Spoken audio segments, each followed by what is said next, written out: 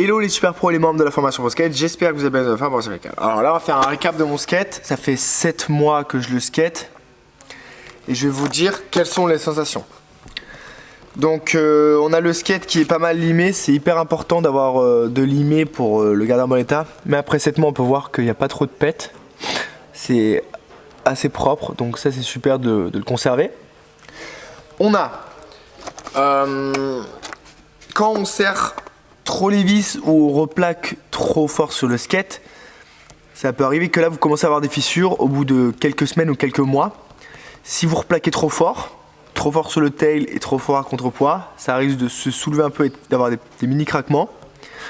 Et parfois vous pouvez aussi avoir des craquements, mais c'est le grip, c'est juste que le grip qui s'abîme. Là on peut voir par exemple j'ai un micro craquement, mais c'est pas grave, c'est juste le grip, c'est pas la board qui est abîmée. Par contre en dessous, au bout de 7 mois, on peut voir que c'est un peu abîmé. Alors, là on peut voir des petites fissures qui sont là. Car quand on replaque un peu mal, ça fragilise le tail, donc c'est plus fragile.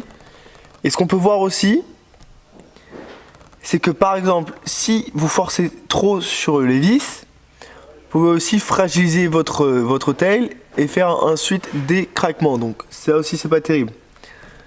Hop, là on les voit bien les craquements. Hop, sur cette partie, la vis et le crack. Alors ce que je conseille, surtout quand vous vissez des trucks, il faut pas visser 1, 2, 3, 4. On fait 1 diagonale, 2, 3, 4 ou 1, 2, 3, 4. Toujours en diagonale pour pas que ça fasse contrepoids, crack, ou vous serrez trop fort et là crack et ça risque de faire des fissures. Donc vu que j'utilise cette technique sur le nose, là à ce niveau là j'ai pas de fissure car c'est pas les vis qui ont fait les fissures. Par contre sur le tail, à force de replaquer sur 7 mois intensifs, on peut voir que j'ai des petites fissures. Voilà, là on les voit bien. Donc à vous de voir, à vous de faire attention pour conserver votre skate. On a aussi des pocs sur les côtés, donc quand on replaque mal sur des trottoirs ou autre, là on peut se prendre des coups. Même ça soit un angle de spot, le skate ici il se prend un angle, ça fait des pètes. Donc ça c'est normal, il faut juste faire gaffe. Et après, là j'ai un autre truc, c'est que je suis allé trop fort sur des figures. Donc ça soit un ollie backside or slide, je suis allé trop fort. Et j'ai donc fissuré vers l'extérieur. Voilà, on peut voir que là j'ai une petite fissure vers l'extérieur. Parce que quand on fait les tricks sur les rails, si on met trop les poids à l'extrémité là, hop, on fait trop un contrepoids là, le skate au milieu, il y a un effet de pression et donc ça peut lâcher en hauteur.